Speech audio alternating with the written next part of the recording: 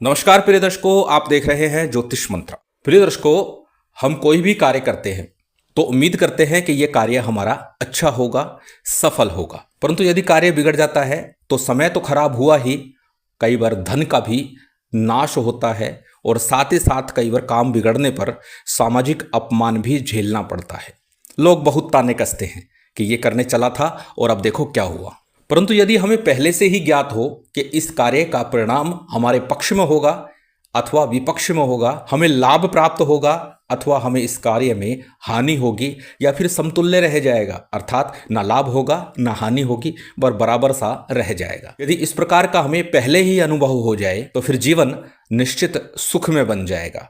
हानियां नहीं होंगी, कर्ज नहीं होगा और ना किसी प्रकार का अन्य नुकसान होगा। क्योंकि प्रिय दर्शकों, हमारा निर्णय होता है जिसके कारण हमें दंश झेलना पड़ता है, दुख प्राप्त होता है। शनि की दशा, राहु की दशा आती है तो शनि राहु क्या प्रत्यक्ष रूप से हमें दंडित करते हैं, दुख देते हैं? नहीं। हमारी निर्णय क्षमता, हमारी सोचने की, समझने की जो क्षमता है वो कहीं ना कहीं विपरीत बन जाती है। हमारा निर्णय गलत हो जाता है जिसके कारण उसका परिणाम हमें भुगतना होता है और फिर वो दशा हम पर कार्य करती है। और आज का जो मंत्र प्रयोग है वो यही है कि हमें पहले से ज्ञात हो कि हम जब कार्य करने जा रहे हैं तो हम इस मंत्र का जप करके सो जाए और निश्चित स्वप्न में भगवान हमें रास्ता दिखाते हैं कि आपके लिए ये रास्ता सही है अथवा नहीं है, आपको इस पे जाना चाहिए अथवा नहीं जाना चाहिए। अत्यंत सिद्ध मंत्र है और कोई भी व्यक्ति इसका प्रयोग कर सकता है। इस मंत्र प्रयोग के बाद में इतना तो निश्चित है कि इससे आपको लाभ ही लाभ मिलेगा, हानि कुछ भी नहीं है। साथ ही इस मंत्र का प्रयोग उस परिप्रेक्ष्य में कि शेयर मार्केट, सट्टा बाजार में हमारे लिए कौन सा समय उपयुक्त रहेगा, या आज के लिए जो हम कार्य करने जा रहे हैं, जो नंबर लगाने जा रहे हैं, जिसमें पैसा इन्वेस्ट करने जा रहे हैं, वो सही है अथवा नहीं है। कहने का तात्पर्य, किसी भी प्रकार का निर्णय जब आपको लेना हो, चाहे वो बच्चों की शादी से संबंधित हो, बच्चों के कैरियर को लेकर के हो, आपको अपनी नौकरी से संबंधित हो कि मैं इस नौकरी में बदलाव करूं या ना करूं या फिर यहीं रह जाऊं, क्योंकि हम अक्सर दुविधा में फंस जाते हैं कि क्या करें। कई बार बच्चों की शादियां करने जा रहे हैं, रिश्ता पसंद आ गया, लड़का लड़की बहुत अच्छे लग रहे हैं, लेकिन बाद में 2 महीने 3 महीने बाद बात बिगड़ जाती है। तो ऐसी परिस्थिति में तो निश्चित तौर पर इस प्रकार के मंत्रों का प्रयोग कर लेना ही उचित होता है। तो चलिए अधिक विलंब ना करते हुए जान लेते हैं कौन सा है वह मंत्र और किस प्रकार इसको प्रयोग करना है। सबसे पहले बात करेंगे साधना की सामग्री की। सामान्य सी पूजन सामग्री जो भगवान शिव के निमित्त जाती है। जो भी सामग्री आप ले सके, जितनी आप रख सके, जो आपका सामर्थ्य हो, उतनी सामग्री लेकर के भगवान शंकर के मंदिर में चले जाइए। सामान्य सी पूजन सामग्री है, जो जो ले सकते हैं वो ले लें। प्रश्न आ जाता है कई बार कि इतना नहीं ले सकते, और बार बार मैं ये बोलता हूं जितना आपसे हो सके, जितना आप कर सके। जरूरी नहीं है जो सामग्री मैंने स्क्रीन पर लिखी है वो सभी सामग्री आप ले। जहां आवश्यक होता है मैं उसे बोल देता हूं कि ये सामग्री आवश्यक है, इसमें कुछ भी विशेष नहीं है और आवश्यक नहीं है। जो आपसे बन सके, जो आप कर सके, वो सामग्री लेकर भगवान शंकर के मंदिर में चले जाइए। भगवान शंकर का, भगवान आशुतोष का यथाविधि यथाशक्ति शिव परिवार सहित पूजन कीजिए।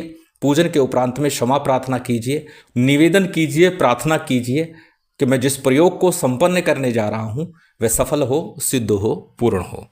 और उसके बाद में घर में रात्रि काल में इस मंत्र का आपको जप आरंभ करना है। किसी प्रकार के पूजन विशेष की आवश्यकता नहीं है, परंतु अक्सर बोलता हूं कि आवश्यक हो अथवा ना हो, सामान्य सा ध्यान तो जरूर कर लीजिए। देवताओं का पूजन ना करें, ध्यान कीजिए। घर में उत्तर या पूर्व मुख होकर के भगवान शिव का चित्र स्थापित कर लीजिए अपने सामने किसी सफ़ेद या पीले वस्त्र के ऊपर, और एक तिल तेल का या देसी घी का दीपक प्रज्वलित कर लीजिए। शुद्धि आचमन कीजिए, और शुद्धि आचमन के बाद में यदि सामग्री आपने रखी है तो पूजन कीजिए, अन्यथा गणपति का, गुरु का, कुलदेव, पितृदेव, स्थान देव, इन पंचदेवों का आपको ध्यान करना है। ओम गणपते नमः, ओम गुरुदेवेभ्यो नमः, ओम पितृदेवेभ्यो नमः, ओम कुलदेवेभ्यो नमः, ओम स्थान देवेभ्यो नमः, ओम ग्राम देवेभ्यो नमः। इस प्रकार से आपको केवल अक्षत छोड़ते हुए ध्यान करना है। भगवान शिव का ध्यान कीजिए, नमन कीजिए, और उसके बाद में एक माला का आपको गणेश मंत्र का जप करना है। ओम गणपते नमः इस मंत्र का एक माला का जप कर लीजिए, अथवा ओम वक्रतुंडाय नमः, ओम गणेशाय नमः, जो भी सरलता से आप बोल सके उसका एक माला का जप कीजिए। गणेश मंत्र के बाद में एक माला गुरु मंत्र की आपको करनी है। अब यदि आपने गुरु दीक्षा नहीं ली, गुरु मंत्र आपके पास नहीं है, गुरु नहीं बनाया हुआ है, तो भगवान शिव के ही पंचाक्षरी मंत्र ओम नमः शिवाय का एक माला का जप कर लीजिए। उसके बाद आज का जो मूल मंत्र है इसका जप करना है। मंत्र अत्यंत सरल है, छोटा सा है। मंत्र आपकी स्क्रीन पर है, स्क्रीनशॉट ले सकते हैं, किसी कॉपी नोटबुक में नोट कर सकते हैं। मंत्र को एक बार बोल करके बता देता हूं। मंत्र इस प्रकार है, ओम हिली हिली शूलपाणे स्वाहा, ओम हिली हिली शूलपाणे स्वाहा, ओम हिली हिली शूलपाणे स्वाहा, ओम हिली हिली शूलपाणे स्वाहा। ये मंत्र है। मंत्र को पहले अच्छे से कंठस्थ कर लीजिएगा, वैसे तो याद हो गया होगा, छोटा सा सरल सा मंत्र है। इस मंत्र की नित्य प्रति आपको 31 माला का जप करना है।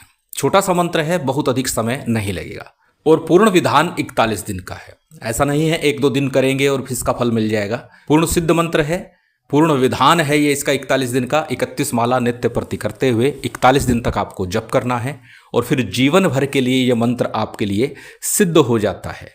साबर मंत्रों की ये बात होती है कि इस वर्ष आपने सिद्ध किया है, अगले वर्ष उन्हें पुनः एक बार सिद्ध योग में चैतन्य करना होता है। लेकिन ये वैदिक सिद्ध मंत्र है, एक बार इसे सिद्ध कर लिया फिर लाइफ टाइम के लिए ये मंत्र आपके लिए सिद्ध हो जाएगा।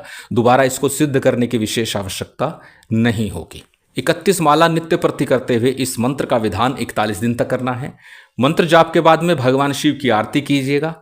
आरती के बाद में जो भी सामान्य भोग नैवेद्य हो, मिश्री हो, गुड़ हो, बताशे हो, जो भी हो, वो भोग लगा दीजिएगा, और उस भोग को थोड़ा सा स्वयं ग्रहण कीजिए, प्रसाद के रूप में परिवार में वितरित कर दीजिए। क्षमा प्रार्थना कर आसन को प्रणाम करके सो जाइए।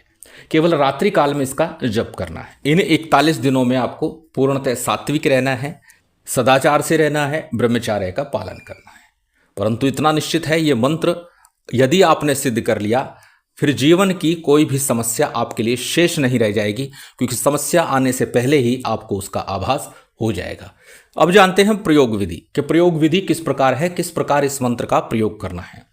इस मंत्र के प्रयोग के लिए रात्रि काल में जब भी आपको मन में किसी प्रकार का प्रश्न हो, संशय हो, तो रात्रि काल में बिस्तर पर बैठ करके इस मंत्र का 11, 21, 51 बार ध्यान चिंतन करते हुए भगवान शिव का जप कीजिए। उत्तर मुख होकर के ही जप करना है, और थोड़े से पुष्प अपने हाथ में रखिए।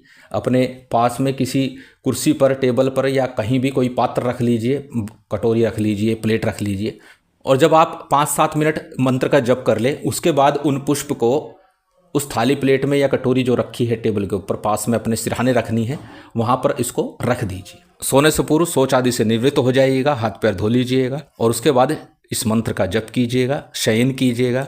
रात्रि काल में निश्चित तौर पर भगवान की प्रेरणा से, भगवान की कृपा से आपको स्वप्न में आपके प्रश्न का उत्तर निश्चित ही मिल जाएगा। ज़्यादा विचार करने की आवश्यकता बिल्कुल नहीं होगी, अब करूं या ना करूं।